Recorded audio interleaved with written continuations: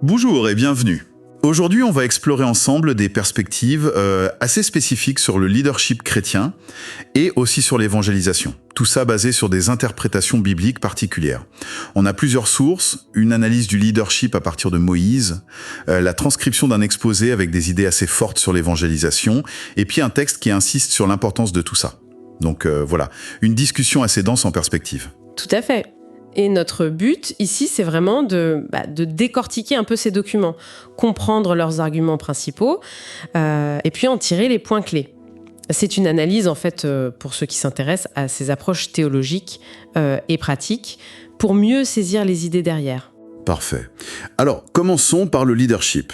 Notre première source, elle prend Moïse comme exemple central. Et ça commence fort. Moïse est débordé, écrasé même, au point de demander la mort à Dieu. On lit ça dans le Nombre. La source dit que la cause de cet épuisement, c'est le cléricalisme. Alors, qu'est-ce que ça veut dire ici ? Dans ce contexte, le cléricalisme, c'est quand toute la charge, tout le travail repose sur une seule personne, sur le leader. Le texte suggère que ça épuisait littéralement Moïse. Et la solution qui vient de Dieu dans Nombre et de Jéthro dans Exode, elle est double. Il faut déléguer et il faut former. En gros, ne pas tout porter tout seul. D'accord. Et ça nous amène au premier grand principe, former les autres pour aider. L'idée clé, appuyée sur Éphésiens 4, c'est pas juste de donner des tâches, c'est de considérer que le rôle du leader, c'est d'équiper les autres, pour qu'ils fassent le travail eux-mêmes. Le texte insiste sur un potentiel de multiplication, basé sur 2 Timothée 2.2, confié à des hommes fidèles qui pourront enseigner à d'autres. La reproduction, quoi. Exactement. Et pour que ça marche, cette formation, il faut savoir qui former. C'est le deuxième point, trouver les leaders. Dieu dit à Moïse « Rassemble-moi 70 hommes, dont tu sais qu'ils sont les anciens ». La source propose un critère très pragmatique. Un leader, il a des gens qui le suivent.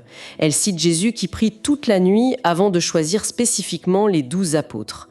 L'idée, c'est de concentrer les forces sur ceux qui ont déjà un potentiel. Logique.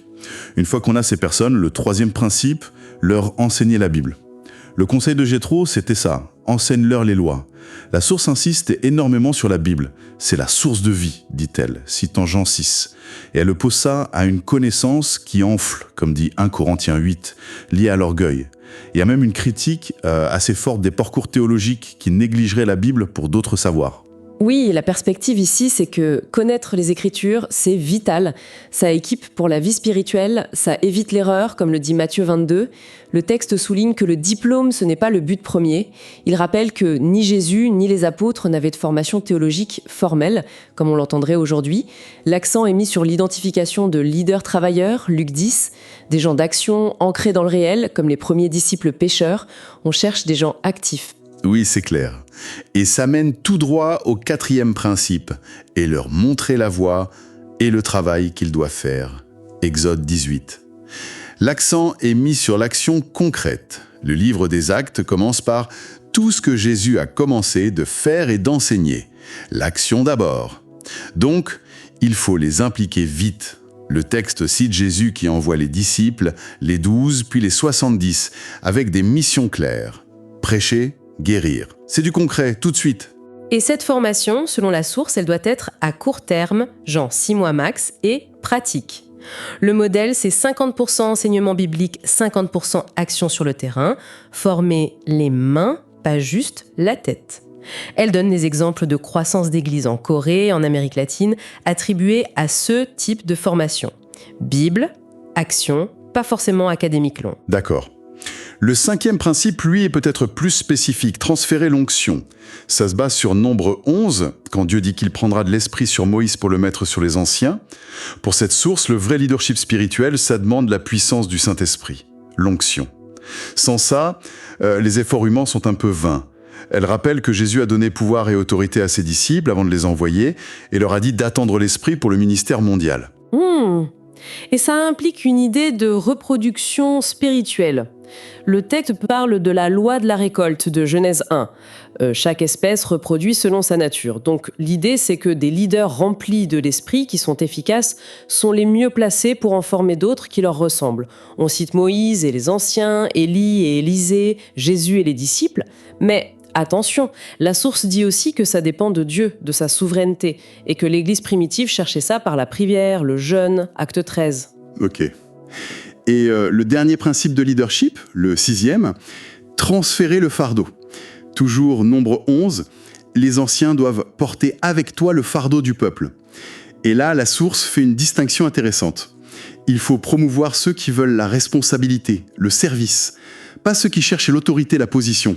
Parce que selon 1 Pierre 5, le leadership, c'est pas la domination, c'est être un modèle. Oui, ça rejoint complètement l'enseignement de Jésus sur le leader-serviteur dans Matthieu 20. Le chef, c'est celui qui sert, comme le Christ, venu non pour être servi, mais pour servir. Marc 10. Le texte utilise aussi l'image de la fondation de l'Église. Dans Éphésiens 2, les apôtres et prophètes, c'est la fondation, en dessous, qui soutient. Jésus seul est la pierre angulaire principale au sommet. Vouloir prendre cette place centrale, ce serait une grave erreur, en fait. Très bien. Donc, on a ce cadre pour le leadership. Maintenant, comment ça se connecte à la mission, à l'évangélisation ? La deuxième source principale, un exposé de Réconfort, aborde ça de manière assez directe, voire provocante. Il part d'un constat. Un taux très élevé, 80-90% parfois, de gens qui prennent une décision pour Christ, mais qui ne persévèrent pas. Il les appelle apostats ou backsliders, ceux qui abandonnent. Oui, et son diagnostic, c'est que l'évangélisation moderne a souvent oublié un truc essentiel, utiliser la loi de Dieu, les 10 commandements, pour préparer le terrain. Il cite le psaume 19. La loi de l'Éternel est parfaite, elle restaure l'âme. Son analogie clé, c'est l'amende pour excès de vitesse. Si on vous dit « bonne nouvelle, votre amende est payée », ça n'a aucun sens si vous ne savez même pas que vous avez fait une infraction. Il faut d'abord montrer la preuve de l'excès de vitesse. Alors seulement la nouvelle du paiement est reçue avec gratitude. De même, parler du salut en Jésus, ça n'aurait de sens qu'après avoir montré à la personne, par la loi, qu'elle est pécheresse devant Dieu. Alors quelle est la fonction de la loi selon lui ? Le texte cite Romains 3, Galates 3. La loi révèle le péché. Elle fait taire l'auto-justification. Elle est comme un pédagogue, un tuteur qui mène à Christ. Et il oppose ça à une approche de l'évangile centrée sur l'amélioration de la vie, promettre la paix, la joie, l'épanouissement, sans d'abord parler du péché et du jugement. L'analogie du parachute illustre bien ça. Premier passager. On lui dit que le parachute va améliorer son vol. Il essaye, c'est pas confortable, on se moque, il enlève déçu. Deuxième passager. On lui explique qu'il va devoir sauter de l'avion et que le parachute est vital pour sa survie. Même si c'est inconfortable ou qu'on se moque, il le garde précieusement. Parce qu'il comprend le danger. Je vois le parallèle. Promettre une vie meilleure, améliorer le vol, ça peut mener à l'abandon quand les problèmes arrivent. Marc 4. Alors qu'avertir du jugement, le sceau, ça produit une foi basée sur le besoin de salut face à la justice de Dieu. Hébreux 9. Du coup, la question centrale, c'est la justice de Dieu, pas juste le bonheur. Comme Fort raconte que son approche a changé. D'un message centré sur les besoins humains, qui donnait des conversions superficielles, à un message centré sur la loi, le péché. Et ça provoquait une vraie repentance verticale, une conscience d'avoir offensé Dieu, psaume 51, pas juste les autres. Une autre image qu'il utilise, c'est celle de la maladie. On n'apprécie le remède que si on est convaincu d'être malade. Selon cette source, présenter la grâce, le remède, sans utiliser la loi pour diagnostiquer le péché, la maladie, ça conduit à des faux convertis, des gens qui n'ont jamais vraiment saisi la gravité de leur état, ni la grandeur du sacrifice de Christ. Hébreux 10. D'où la règle qu'il propose, la loi aux orgueilleux, la grâce aux humbles, basée sur Jacques 4. L'argument, c'est que Jésus utilisait la loi avec ceux qui se croyaient justes, comme le jeune homme riche, mais il offrait direct la grâce à ceux qui étaient humbles, conscients de leurs besoins, comme Nicodème. La loi sert donc à briser l'orgueil pour que le cœur puisse recevoir la grâce. C'est ça. Le texte défend donc un usage légitime de la loi, comme dit 1 Timothée 1, spécifiquement pour convaincre les pécheurs. L'image, c'est la lumière du soleil, la loi, qui révèle la poussière, le péché, qui était déjà là. Elle ne crée pas le péché, elle le montre. Romains 3, Romains 7. Et cette loi morale fondamentale, note le texte, elle est écrite dans la conscience humaine. Romains 2. Et concrètement, comment ça se passe dans une conversation concrète? Camphor décrit sa méthode. Passer du naturel au spirituel, puis utiliser les commandements mensonge, vol, adultère, etc. pour que la personne reconnaisse sa culpabilité devant Dieu, un Dieu juste. C'est après seulement qu'il présente le sacrifice de Christ comme la solution et qu'il appelle à la repentance et à la foi. Ce qui est intéressant, c'est que la source dit que ce n'est pas nouveau. Elle cite des figures comme Luther, Wesley, Spurgeon, qui auraient insisté sur la loi. Il y a même une critique du suivi systématique des nouveaux convertis. L'idée, c'est que si la conversion est authentique, basée sur une vraie compréhension de la loi et de la grâce, alors Dieu est capable de garder cette personne. Philippiens 1. L'essentiel, c'est que la personne entende la voix de Dieu à travers la conviction de péché que la loi produit. Ok, donc ces deux sources nous ont donné des perspectives très nettes sur la formation des leaders et sur une méthode d'évangélisation particulière. La troisième source, le plus grand besoin, vient juste renforcer l'importance de cette mission d'évangélisation. Son message est simple, c'est le besoin le plus urgent du monde. Et pourquoi cette urgence ? Le texte donne deux raisons principales. D'abord, l'état du monde, des milliards de gens considérés comme perdus spirituellement. Romains 3, Jean 8. Ensuite, l'état de certaines églises, un manque de focus sur cette mission première, parfois un déclin ou une croissance juste par transfert de membres. Et ce besoin urgent ne serait pas satisfait d'après ce texte à cause de plusieurs obstacles.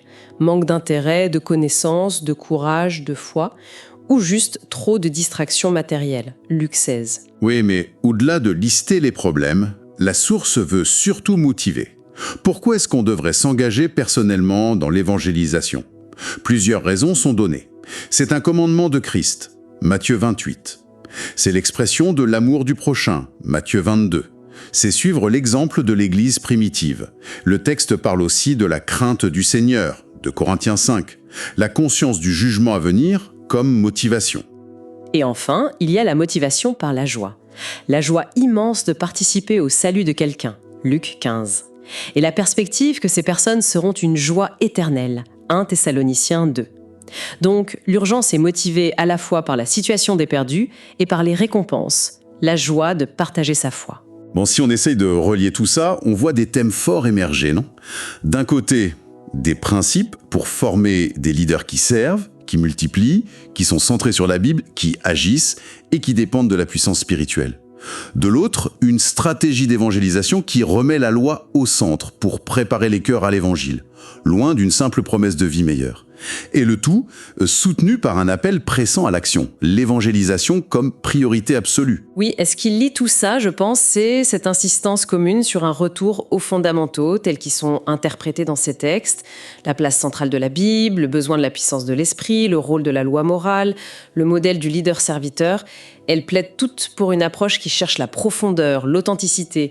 Peut-être en réaction à une certaine superficialité perçue aujourd'hui, l'efficacité viendrait de cet ancrage profond, en quelque sorte. Et ça nous amène à une dernière question, pour nous faire réfléchir, une question qui va un peu au-delà des textes eux-mêmes. Face à ces modèles qui insistent tant sur l'enseignement fondamental, Bible, loi, et sur des actions ciblées, formation pratique, témoignage direct, comment est-ce que nos approches actuelles du leadership, de la transmission de la foi se situent? Est-ce qu'on est plus focalisé sur la largeur, toucher beaucoup de monde vite, ou sur la profondeur, viser une transformation durable chez moins de gens au départ? Est-ce qu'on privilégie la décision initiale ou la persévérance sur le long terme? Voilà, de quoi continuer la réflexion. Merci de nous avoir suivis dans cette exploration.